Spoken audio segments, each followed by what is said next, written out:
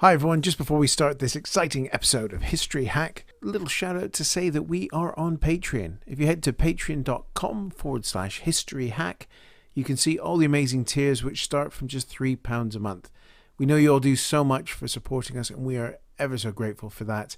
But if you're able to give us a bit of help through Patreon, we can keep this podcast going from strength to strength. We all thank you for your continued support, and without further ado, hello and welcome to History Hack. We've got another fantastic serving of history for you in a cocktail glass of fun. I have two amazing people with me tonight, and I'm delighted to say that I'm joined by the marvelous Charlotte White, who will introduce our guests. Charlie, who do we have with us today? Today, we have got Abbot Kahler with us. She is an author and historian, and she's here to talk to us about Prohibition, the United States noble experiment, and subject of many, many of my favorite films. Hello, Abbot. Hello, nice to be here. Thank you so much for coming to join us. Thanks for having me. Oh my goodness. And you're going to talk to us about your latest book, The Ghosts of Eden Park. Yes, and The Ghosts of Eden Park. And I should say, just to avoid any possible confusion, The Ghosts of Eden Park was written by my other name, my original name, Karren Abbott. From now on, my books will be under Abbot Kahler. So if you want to look up The Ghosts of Eden Park, it's under Karren Abbott.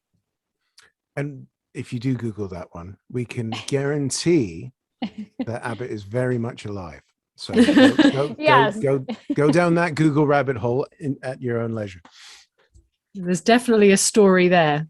Yes, I did die, but I am miraculously returned, and there's actually screenshotted evidence, so that's good. Fantastic. I'm gonna kick this one off because I have read your book. You very kindly sent me a copy along with a wonderful little caricature as well, which is on our wall just behind me, of Al Capone. I shall post a picture of that later. But The Ghost of Eden Park is about a very particular group of people. At the top of it is a remarkable, ruthless man, but we'll get to him in a moment, because I think what we need to talk about first is the Volstead Act, the 18th Amendment, which we know as Prohibition. But what was the point of it? Because the point of it was very different to the reality. Well, the point of it, and there's a long, tortured history of how Prohibition sort of came to be in the United States. But the main gist of it was that it forbade people to manufacture, distribute, and sell alcohol unless, quote unquote, it was for medicinal purposes, which of course became a big loophole that many people took advantage of. And the protagonist in The Ghost of Eden Park most brilliantly took advantage of it. I think that a few of us could say that the occasional drink is very, very beneficial for medicinal purposes here in the UK. Yes.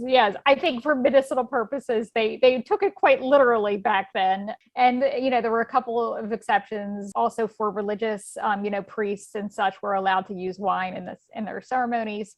It was something that people knew how to exploit and did so quite brilliantly. Gosh. Did you know much about Prohibition before you started work on your book, or has it been a sort of a labor of love and research?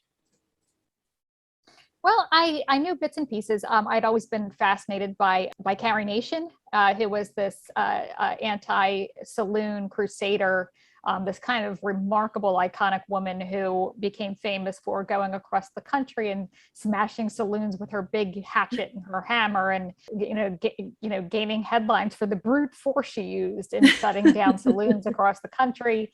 There's famous pictures of her with her scowl, wielding her hammer, and glasses, the saloon mirrors, and the bar stools and everything smashed in the wake behind her. And so my entree into Prohibition was really just through her.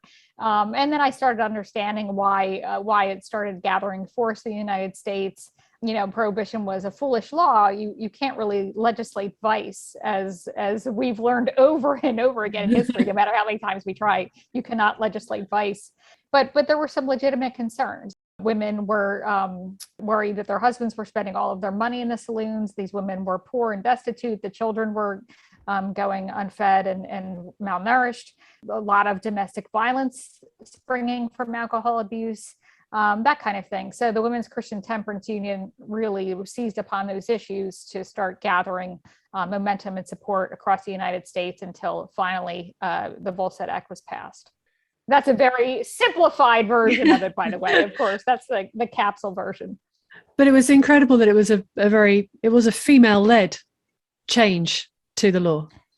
Yeah, there was a huge swelling of support of women across the country, and of course many women as well who decided to take advantage and find their own loopholes. And many female bootleggers I also became interested in, and how the women sort of adapted to the law and used it for their own purposes as well, especially with regard to smuggling alcohol, which we can get into. Originally being Canadian, basically all sort of large Canadian distillers and breweries now tripled their fortunes during Prohibition. Yeah, So not surprising. I think was it Seagram's went from basically being nobodies to one of the biggest distillers in the world because they're literally floating booze across the Great Lakes, which is another story in itself. Let's get into the Ghosts of Eden Park. As a rule, anyone who calls himself in the third person, I tend to take against.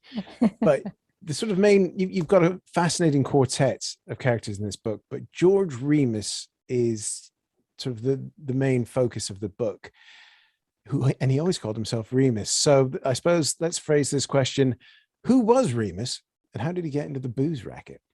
Well, Remus, and if I could start by just telling you how I became aware of him too, because I think maybe some of your listeners will appreciate this history. But, I usually get ideas for my books from musty old archives or libraries or out of print books. But I got the idea for the Ghosts of Eden Park from television, specifically a television show called Boardwalk Empire, which was on HBO for about 5 seasons. Yeah, if you're a fan of Prohibition, it's must-see TV. It's very bingeable. And there was a minor character named George Remus. And he was so innovative and cuckoo and weird. And he spoke of himself in the third person, say things like, Remus has the good stuff. You want the good stuff, you have to come to Remus. He'd speak to Steve Buscemi's character and say things like, Remus finds you petty and intolerable. And I was like, is this guy for real? Did he really exist? I knew that a lot of the characters were based on historical people, historical events, but I didn't know about Remus. And I looked him up, and of course, George Remus was a real person, and he did speak of himself in the third person in real life. He said things like, this is going to be a hell of a Christmas for Remus. And so many people want to kill Remus. My personal favorite was Remus's brain exploded.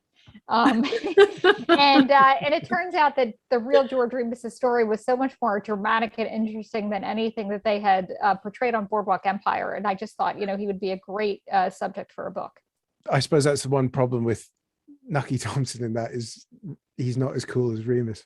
Yeah. Yeah, no one was as cool as Remus. And you asked me to tell his background. So Remus was a German immigrant. He came to the United States when he was a young child, maybe 6 or 7 years old. His family was very poor. His father was a mean and abusive alcoholic, in Remus's own words. Remus had to quit school to help support his family. He got a job in an uncle's pharmacy. He learned the pharmacy trade. He studied for law at night. He became a lawyer. And eventually, when Prohibition came around, he started noticing that his clients had a new kind of case. They were being charged with violating Prohibition laws. And he decided to use his pharmaceutical background and his legal background to scour the Volstead Act for a loophole. And of course, he found the quote unquote medicinal purposes loophole, could distribute, sell, buy alcohol for medicinal purposes. And he thought, what a farce this is. What a farce. And I can exploit this and I can make a killing. And he did. Within a year of starting his empire, Remus owned 33% of all of the alcohol in the United States, which is just a staggering number. Gosh, that's amazing. So 1 in every 3 bottles was Remus's. Yeah. And he had quite an ingenious method, how he operated his business. So the biggest factor in his success, kind of a 4-part system, He acquired permits to access all of the alcohol that was stored in government-owned warehouses. He could extract it legally, which was very important. He bought pharmaceutical companies and pharmacies in order to use his pharmacy to extract those alcohol from the. So this was all legal, using the pharmacies to extract the alcohol from the warehouses. And then he had a transportation company, and the alcohol would be sent off to be distributed into the legal medicinal market. But then he had another transportation company that would hijack those initial trucks, take all the liquor on those trucks and divert it to the illegal market and sell it at any price that he named. So basically, Remus was robbing Remus to pay Remus. And he called this the circle because he was robbing Remus to pay Remus. And it was quite brilliant. He had an estimated worth of between $20 million and $40 million. And that's not adjusted for inflation. That's in 1921. Wow. Yeah, it's just really unbelievable. Gosh, he was the Jeff Bezos of booze. He was. That's a good way to put it. I think much more charismatic than Jeff Bezos. So he was a charismatic and attractive figure. He was married with a daughter, I understand, when he fell in love with Imogene. Yes. She's a fascinating woman, equally as fascinating as Remus. Can you tell us a little bit about Imogene before Remus? So Imogene also had sort of a struggled as a child, had a difficult upbringing. Her family was poor. When she met Remus, she was estranged from her husband. She complained about her husband to him. He was a philanderer. He spent all of their money. He had a gambling problem. He spent money on other women. He was not taking care of his daughter. Ruth was Imogene's daughter with her first husband. And she complained about all of this to Remus. And he also had been having trouble with his first wife. And so they sort of bonded over these marital difficulties. And Remus actually offered to represent Imogene in her divorce case. And so the two of them sort of fell in love over their failed marriages. And they became a double act, didn't they? This is terrible. We're talking about a rather notorious criminal. We're going to say they complemented each other's talents, which it's not a word I want to go to, but in this case, it really is. Oh, I think there's no problem in saying Remus was incredibly talented. He was a brilliant man. He was also crazy, and we can certainly get into that a little bit. But he was very savvy. He had very smart business instincts, and I think that he recognized that Imogene also had street smarts. They admired each other's sort of savvy when it came to advancing themselves in the world in not unorthodox ways. Remus had many nicknames for Imogene. Among them was Prime Minister. He called her his Prime Minister, which was sort of a signal to show, I think, how he respected her advice. He would seek her opinion on business deals. He'd want her to weigh in. But Imogene only had one nickname for Remus. She called him Daddy, which to me at least signaled the kind of wanting on her part. She expected Remus to provide nice things for her. She knew he was going to be a wealthy man, and she wanted to hitch her wagon to that and take full advantage. And she really wasn't shy about expressing that. So I do think that they really complemented each other in certain ways. It's a good way to put it. It's such a creepy early 20th century thing of calling your partner daddy. I still find that incredibly. It's very creepy. It's very creepy. Yeah. And it's the only thing she called him. Oh my goodness. So the Prime Minister and her daddy, how big did their empire get when they combined forces? Well, she was an advisor of his, but of course he was the one that was really, sort of in the nitty gritty of the business. He would give her an allowance, of course, and she would often, use her allowance to buy warehouse interests, to sort of invest in his deals. Whenever he would buy something, she would sort of want a piece of it. As I said, he eventually came to own very early on. He became successful very quickly. 33% of all the alcohol in the United States. He bought a mansion in Cincinnati. They moved from Chicago to Cincinnati, which was a very strategic move. It was sort of within 300 miles of all of the warehouses in the United States. The warehouses where the pre-Prohibition alcohol was stored. So it was sort of easy access for him. Also had a good transportation system, could get him to Chicago, New York, and other cities very quickly.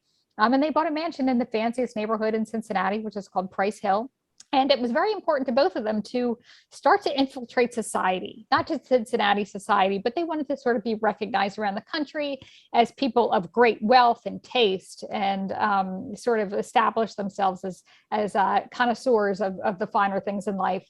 And that was very important to both of them. And with that in mind, they began extensive renovations on this mansion and prepared to sort of have a societal debut at a big party in this mansion, which they eventually do.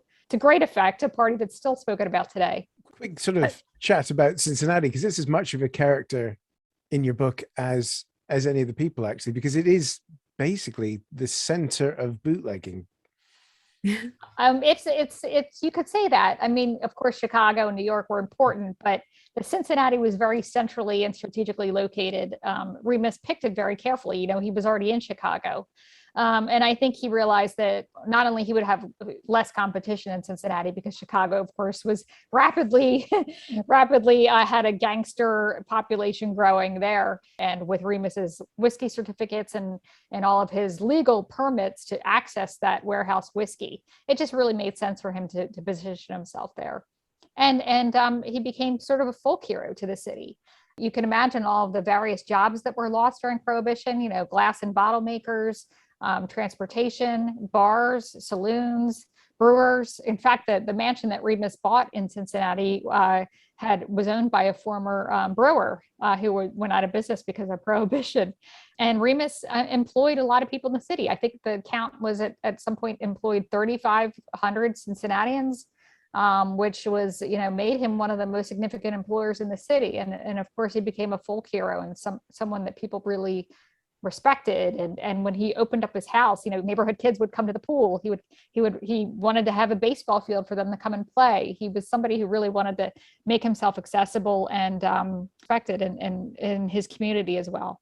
You mentioned the party, which people still talk about. This is what I wanted to ask about, because it twigged. And for some reason, I'm trying to be good in following our script, and we need to talk about the party, because that party is something else.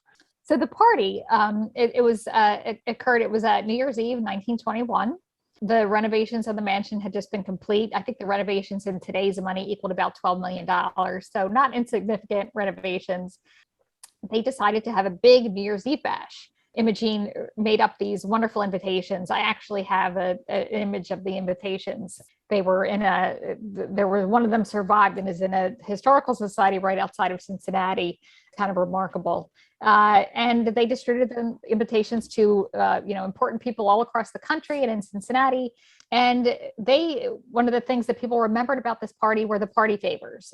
There were diamond stick pins for every man, engraved watches for every man. Every woman got a brand new 1922 car. You know, in the decades before Oprah, you know, you get a car and you get a car. There was $1,000 bill tucked under everybody's plate.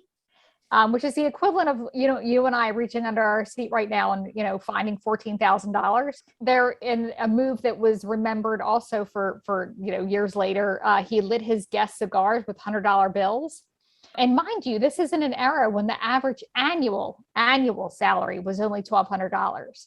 So it's just an absolute staggering display of wealth. And I think the party was also one of the reasons that George Remus is often called the inspiration for Jay Gatsby. And, there's all these apocryphal stories that F. Scott Fitzgerald met George Remus when Fitzgerald was stationed in Louisville during his military service. And there's no hard evidence that the two ever met.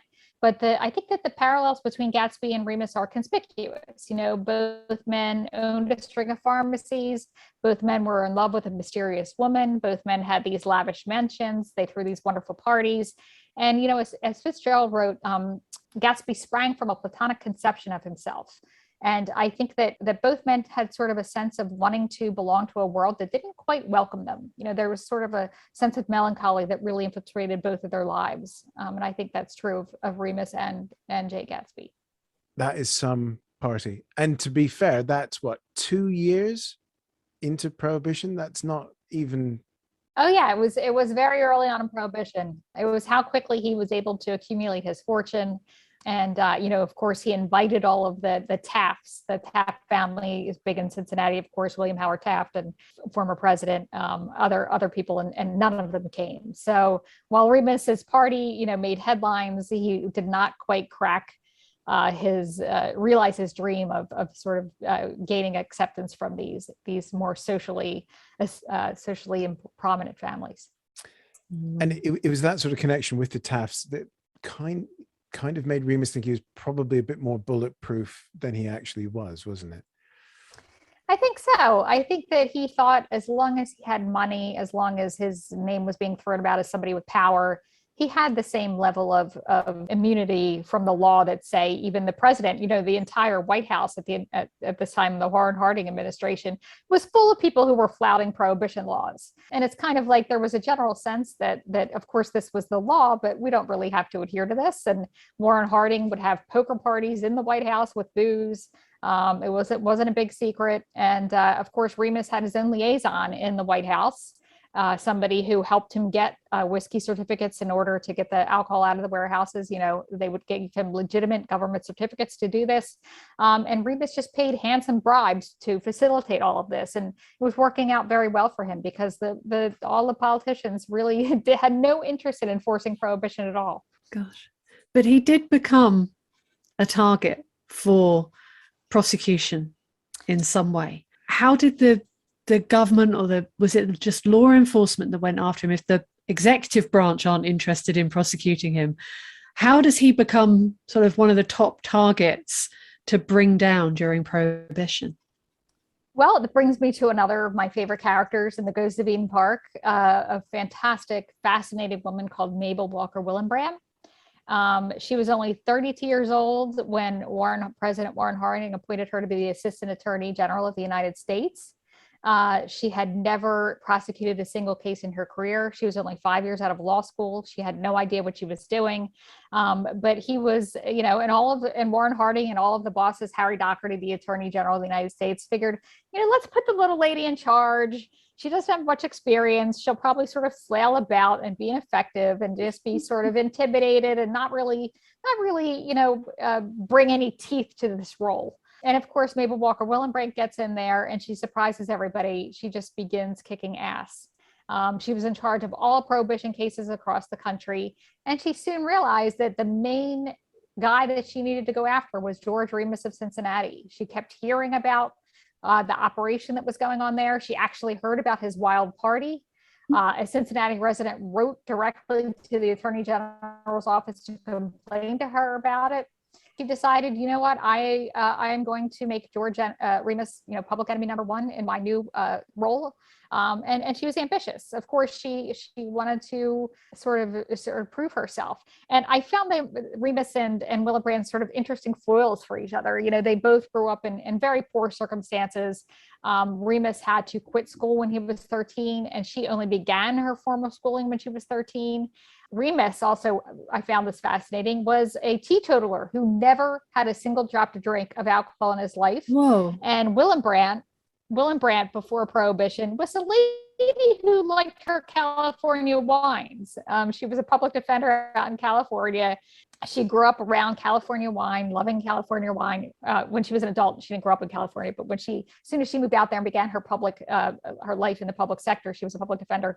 She was somebody who really enjoyed the California clarets, and she reluctantly gave that up because she was not a hypocrite, and if she was going to be the prohibition czarina, as Remus called her, she was actually going to follow both the letter and the spirit of the law. Wow. She must have been the only one not drinking in the Harding White House. I think that's probably very accurate. Yeah.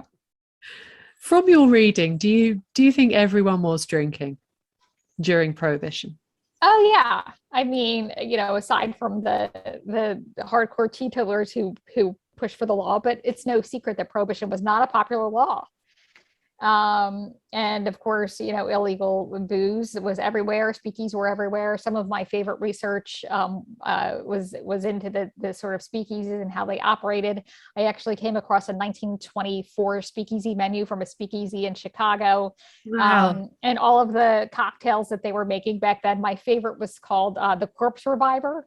which I have never actually tried. I have not. Which one? Which There's corpse? 8. Oh, 8 corpse survivors? Yeah, I think corpse, because a friend of mine's a bartender, and Oh. he got me onto absinthe with corpse survivor number 4. I think it's the Ooh. absinthe Oh, I one. do not know. I do not know, Yes, but now I need to try that. Does he use it as a hangover cure? Is it his recommended hangover cure? Yep. Yeah. It's basically it's so strong. It's basically the ultimate hair of the dog. It's an amazing cocktail, but there's like a whole range of them. They're like different stuff. They're great. Oh, interesting. I wonder if they developed them over time or if they had that many back then. I don't know, but I knew it was used as a sort of hair of the dog hangover cure, which I just love the name corpse survivor. But yeah, there's absinthe one, there's like a bourbon one, there's a brandy one, Okay. there's a gin one. It's fantastic. I guess we have to try them all, and maybe hopefully not in the same sitting, but we could do a flight. We yes, won't we could remember do a flight. We'll need a corpse survivor after our corpse survivors. Yeah, we will be corpses. Yes. God. Yeah, Mabel Walker Willibrand is utterly fascinating. I do love, though, that when you Google her now, you come up as people also search for. Oh, I did not know that. Yes. I've learned a long time ago to stop Googling myself because nothing good comes of that. You find out you're dead. Yeah, exactly. So let's move on to Mabel's right hand man, because I think it's pretty fair to say that Mabel was a pretty upstanding lawyer. She didn't get into the naughtiness that a lot of the others. Her ace of agents, Franklin Dodge, though, he was a little bit more loose with the rules, wasn't he? Yeah, and at first, so she had a stable of Prohibition agents, and she noticed Franklin Dodge right away. He was from a sort of prominent, illustrious political family. He was well respected. He was sort of rising through the ranks. He was proving himself on cases. He was willing to go undercover. He was sort of willing to use subterfuge to get results. And she admired that about him. And she sort of tapped him to be her ace of detectives. So when she decides to go after George Remus, she puts Franklin Dodge on the case and expects him to deliver quick and successful results. And he's successful, isn't he? Because they build a pretty impressive case against him, which I think involves the Jack Daniels distillery, doesn't it? Because that's the step too far. Yeah, and he eventually gets involved in the Jack Daniels distillery. But the first case against Remus, there's various courtroom dealings throughout the years, is in 1922.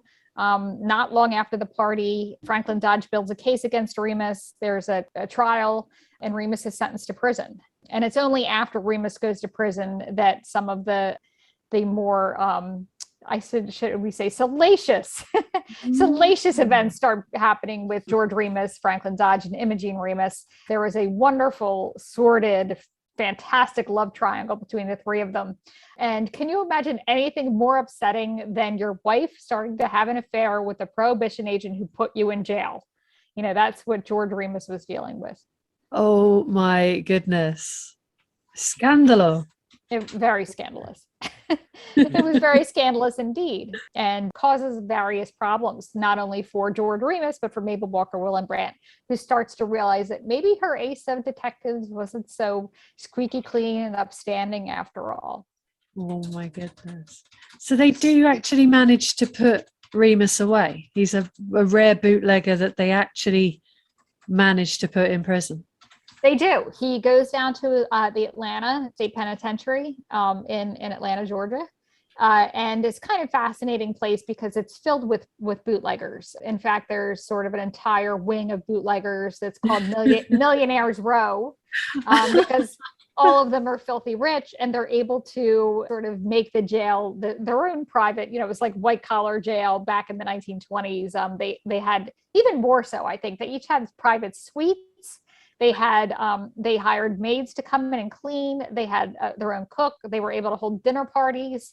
They decorated their cells. It was sort of a nice retreat down there. Remus made particular friends with a bootlegger named Willie Harr, who was in charge of a big Savannah bootlegging conglomerate. Even though he was in these really luxurious for jail surroundings, Remus was tortured, though. And I think Remus was tortured because he's a control freak. And what do you lose in jail? You know, I mean, it's the ultimate losing of control. You don't have access to your outside life. So here he is in jail. He doesn't know what's going on with his bootlegging empire. He's worried about his money. He's worried about what Imogene might be doing with his money. And then he starts hearing rumors about Franklin Dodge, about the Prohibition agent who put him in jail. And he starts hearing that Dodge is, his wife is consorting with Franklin Dodge in perhaps most unsavory and unseemly ways. And this too starts weighing heavily on his mind. He does not want Imogene to be doing anything that he does not approve of. And one of those things is selling off everything that he's bought. Yeah, that's Imogene and Franklin Dodge sort of embark on their own business together, the business of ruining George Remus, and ruining his empire. So while he's in prison, you know, she sort of goes to town and starts undoing the life that they made, physically, monetarily, emotionally. You know, she's sort of joined in all of this by Franklin Dodge, who she really starts to fall in love with. Wow. You do have to feel a little bit for Mabel in this, because she hung her hat on this case. It was proof of what, you know, her office was doing, and then all of those foundations start getting swept out from underneath her. She really was in kind of a difficult situation. You know, you can imagine the level of sexism she had to deal with just being a woman in a position of power in the 1920s. Any time somebody wrote about her in the newspaper, it wasn't, you know, talking about her work or the cases that she was working on. It was always accompanied by a mention of her physical appearance and what her physical appearance said about her personality. You know, her cold, hard eyes just signal her ruthless determination to, you know, she sort of unsexed herself. She wasn't a lady because she was so assertive and ambitious. Her ambition was looked upon as a bad thing. She often, you know, wondered why they always had to comment on her clothing. And, you know, articles would spend, you know, paragraphs on the appearance of her hands and her eyes and the dress that she was wearing. And she wrote these very fascinating letters to her parents, talking about how she hated this quote unquote girly stuff. And why can't they just focus on the work she's doing and discuss her as if she were a man? And I forgot to mention something really fascinating about her too, that just makes her accomplishments all the more incredible. Mabel Walker Willembrandt was almost entirely deaf. Wow. And she so not only did she have this lack of experience, this sexism, people stacked against her, an unpopular law that she had to enforce, but she did all of this while, you know, straining to hear. When she was in a courtroom, she could barely hear the arguments of her opposing counsel. And she, you know, spent an hour every morning arranging her hair to cover her hearing aids, because she did not want people to know right off the bat that she was also dealing with this physical handicap. And she wrote many letters to her parents, and she often also complained about this and, you know, saying things like, you know, they think I'm good now. What could I do if I were not hindered by this terrible, terrible handicap? And just sort of the frustration was so apparent in her words. It was really quite heartbreaking to go through all these letters and read them. She just sounds phenomenal. She sounds, yeah, she was really remarkable. And of course, at this time too, she was one of the most famous women in the world. Yeah. Today, we don't even know who, you know, nobody even remembers her name. Wow. Because so much of what you've described of her experience can be applied to ex-woman, whichever name you want to insert in power. Oh, absolutely. Now. Absolutely. It's depressing how little has changed in terms of women in politics. So. Incredible. Absolutely amazing. Sorry, I've got nothing to add there. I'm just going to sit here and be despondent. I'm going to be despondent over here. So let's go back to Imogene. Okay. So while Mabel is dealing with all of that and excelling in her field, regardless of how the press speak about her, we've got Imogene perhaps not living up to the trust that her husband might have placed in her. Was there any communication between the two of them while Remus was in prison? Could he do anything? Did he know what was happening? He was aware of it. In fact, one of his fellow bootleggers, you know, told him of what he was hearing. Remus was furious, of course, and it would send these, you know, Remus had such an incredible way with words, and he would send these letters to Imogene. I print a lot of them in the books. Basically just, you know, alternating between absolute despair, furious anger, and these really bizarre professions of love, and I can't even do justice to them. I'd have to read them aloud. I can't paraphrase and do them justice. Just wonderful letters, and I was so fortunate to have a transcript. And this transcript was about 5,500 pages. It took me 4 months to go through it all and create notes. And the transcript just had such incredible detailing. It's why I was allowed to have so much great dialogue in this book, because it was all from this transcript. A lot of Remus's letters to Imogene were in this transcript. And just some fantastic details. One of my favorite details was that George Remus did not wear underwear. And of course, that was considered a great scandal in 1920s. It was potentially the sign of an unsound mind. Somebody would have a dangerous mind if they went commando. It was a very, very scary thing. And also, I had so much great material for this book, firsthand material, that I could make a nonfiction whodunit, which is something I've always wanted to do. You know, a gun goes off in the beginning of the book and you're not sure who gets shot. And I was able to manipulate the material to make it like, well, a real nonfiction whodunit, which was really incredible fun to write. One of the bits I love in the book is each chapter sort of interspaced with an interview from the transcript. Yeah. As they're building the case. And it's fascinating just hearing all of these different viewpoints as Abbott's building up the narrative as well. You're getting these little drops of character, of viewpoint that just, like you said, it just makes it a fantastic whodunit. Oh, I really appreciate it. Yeah, I tried to use those to sort of increase the tension, and also they presented insights into Imogene's state of mind when all of this was going on, which, as you can imagine, as the love triangle with Franklin Dodge was heating up, things were getting intense on many fronts, and all building to this really explosive whodunit ending. The events of the 6th of October 1927 are vividly portrayed in your book. So that is the Eden Park incident where George and Imogene see each other for the last time. And we're specifically not going to say what happened. Thank you. Thank you. I know it's, sure, it's nonfiction. If you want to Google it, you can, but it's much more fun to read the book. Yeah, definitely. And we're not going to spoiler it. We're not here for spoilers. Thank you. I appreciate it. It's amazing. I've got your book out here as we chat, and we've discussed a lot, not really scratched the surface, and that's the first half. If you haven't made it out from my voice, dear listener, I'm a real fan of this book. I really am.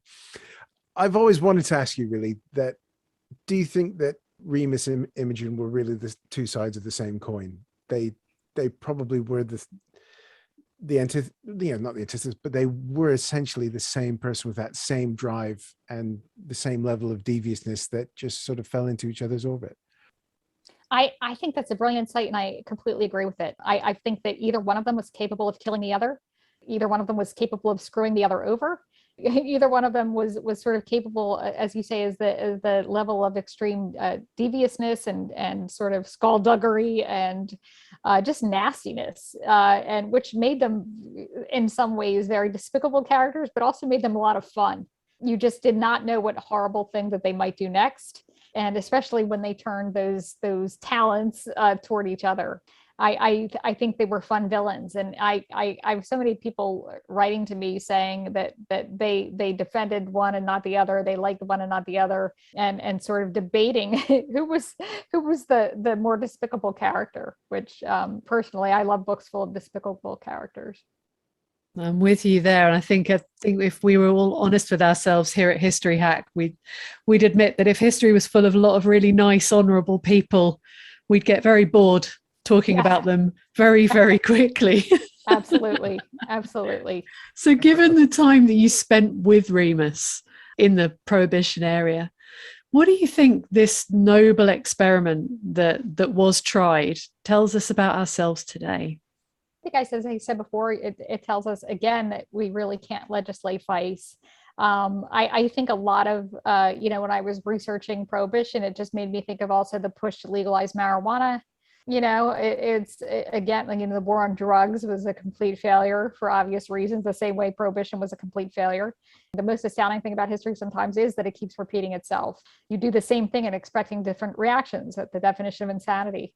So it's sort of just interesting to go along there and see all the various parallels. And as the marijuana fight was making its way through the courts and the court of public opinion as well. We kind of look back on that sort of roaring 20s period with probably slightly rosier tinted glasses than we should. I'm a big Dorothy Parker fan, and you read her reviews of the various speakeasies that she was finding in New York. You think that would be amazing. And you read about what the rest of New York was like in the 20s. And you think, okay, maybe not. But what do you think that the lasting impact of that period has been with music, with lifestyle, our attitude to booze? Because I think it still reaches through the 100 years since. Yeah, really interesting fact about the 1920s is that it was the first decade of like the modernization of America. I think it's really the first decade where America came into its own. It was sort of representing a new era of thought, of political activity, of modernity. Women finally had the right to vote after fighting for it for decades and decades and decades. There was sort of the idea that women could enter the public sphere in ways that they couldn't before. I found a lot of the mentality, against flappers. There was a big flapper backlash. Today we celebrate flappers and how cool and how interesting and how daring they were back then. But back then they were also considered a great menace. In fact, there were newspapers calling, railing against the quote unquote flapper menace. And how they were suddenly sort of a threat to to wholesome boys everywhere. And there were some great, articles that even sort of portrayed them as sexual predators. One of my favorites is this love, young little teenage couple dancing, and the caption is, beware the horrors of cheek dancing. Because they were dancing cheek to cheek. It was something that was quite scandalous. There were anti-flapper clubs at men's colleges. Just the scandalous idea that women could suddenly act in ways that had always been the domain of men, and that they expected to get away with it. Not only did they do it, but they expected to get away with it. And I think that's a lot of what people sort of found objectionable about Imogene Remus. Here was a woman, they actually called her a middle-aged flapper. She was 39. She was old enough to know better. And it was part of sort of the idea that this woman was daring to act in ways that only men should be allowed to act. And she did so without a thought of how it might reflect upon her. And she didn't care about anyone's opinion. And I think part of the 1920s spirit that lingers is that it was the first time that a generation of women really sort of put themselves out there in such a fashion and in a brazen way. And it was a trailblazing decade in that way. Gosh, she was really, really transgressive, and that's just the kind of women that we want to read about. She was. Now, I've always had an affinity, a love of this time, because as many listeners will know, because I bang on about it enough, my favorite film is Some Like It Hot, which is set in Prohibition Chicago. Right. In your research, did you find speakeasies under funeral parlors? Yeah, I mean, they were everywhere. Answer this question very carefully. Yeah, under funeral parlors. I don't know if I ever found one under a funeral parlor. I'm not saying that there haven't been, or I'm sure there was. But I read a lot about sort of just what people were doing inside their own homes, the bathtub gin. And I have an anecdote in the book about a kid who ran, like a 13-year-old kid or whoever running the hose from the upstairs bedroom down, facilitating his family's little homemade speakeasy and things like that. Wow. But they were everywhere. I'm sure there were speakeasy funeral homes. So I don't want to burst that dream. I'm sure they exist. We spoke a little bit about cocktails earlier. I have just looked up corpse fires. There's one that's got Fernet in it, which I've got to try, actually. One of the things being a cocktail drinker in London is Prohibition gave us Harry Craddock. So we have the Savoy cocktail book because of Prohibition, because he left. That's right, yeah. And he came here, wrote that. He came up with the Corpse Risers, came up with the White Lady as well, which is an amazing cocktail. it's interesting how many of these things have sort of worked their way down from something as simple as a martini to Hendrix selling their gin with teacups. Yeah. You know, these little touches that sort of reach straight back to Prohibition and the Speakeasy. And of course, there's a revival of speakeasy culture. There has been in recent years. And the sort of idea that you have to, go through a secret door and have a password. And one of my favorite places in New York is actually inside of a hot dog shop. Yes, it's definitely. I think it's a cultural reverberation that still endures. Oh yeah, there's Kalu Calais has the Jub upstairs, which back in the day you had to have your own key to get into, of which I have just over here. Oh, that's wonderful. It's a fantastic place. If you come over, we're going. The other one Yes. is Candelaria in Paris, which you get into through a taco shop. Will you send that to me, because I'm going to Paris next year? Fingers crossed. Yeah, I'd love to check that out. Honestly, it's one of my favorite bars in the world because you get tacos and cocktails. What more could you want? Sounds absolutely amazing. Right. As I have you here, Abbott, I'm going to ask you a question I've been wanting to ask for a while, which is about the new book. Oh. What can you tell us about Then Came the Devil? Then Came the Devil is the title. We need a bit more than that. It's very rare. I'll just say it's very rare that I have a title this early in working on something, and a title I love so fiercely. It's kind of perfect. But it is the true story, of course, of a group of settlers who tried to build a utopia in the Galapagos Islands in the 1930s. Just as Hitler is coming to power and the world is sort of in financial collapse, and things go awry. It becomes sort of an adult Lord of the Flies. Is how I've been giving the shorthand version of it, Adult Lord of the Flies. But it begins with these two German exiles, a doctor and his patient, who leave their spouses and settle on the small deserted island of Floriana that has quite a dark history with pirates and weird, mysterious deaths and failed settlements and things like that. But they try to make a go of it. They're joined by a German family who's sort of salt of the earth, fleeing because Hitler is rising to power and they want to get out of the turmoil of Germany.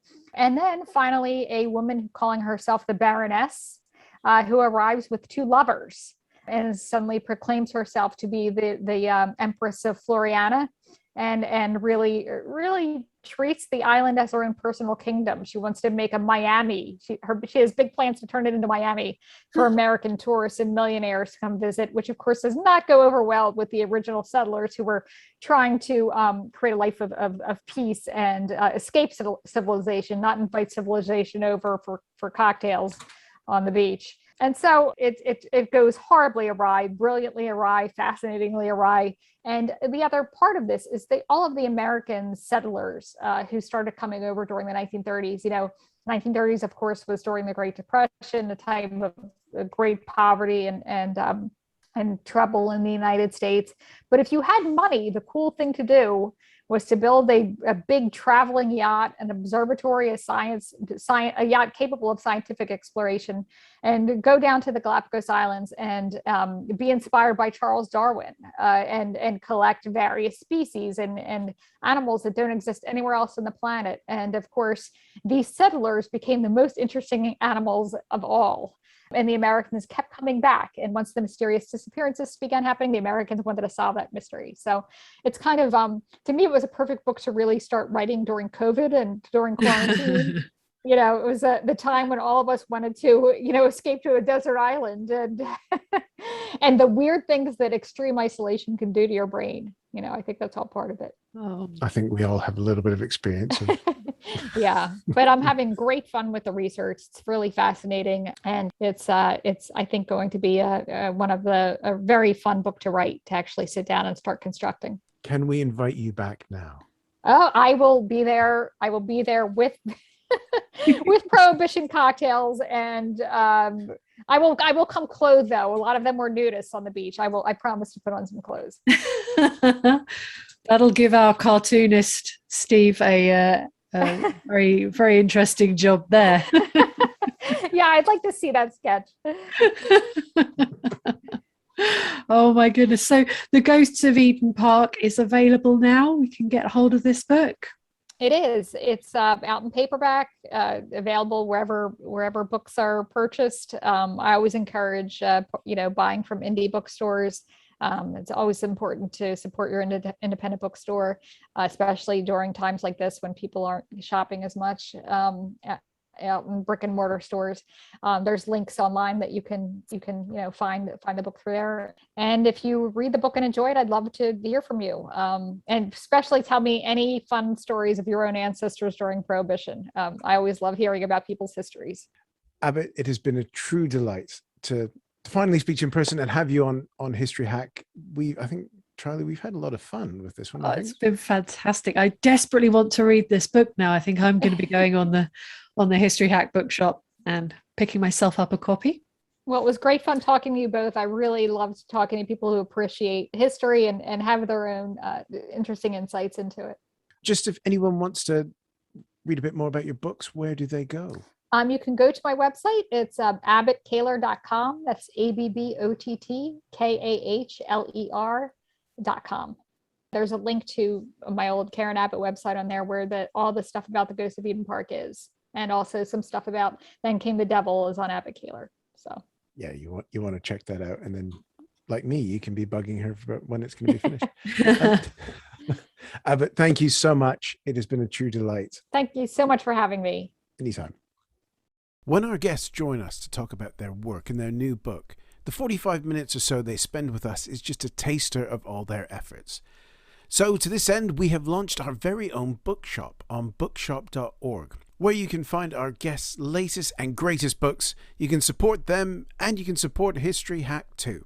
10% of every sale via our bookshop supports the podcast and allows us to keep at it and bring you more amazing guests. You can find our bookshop at bookshop.org/shop/history hack, or just search on bookshop.org for us under the shops bit. Thank you for your continued support, and here's to your next great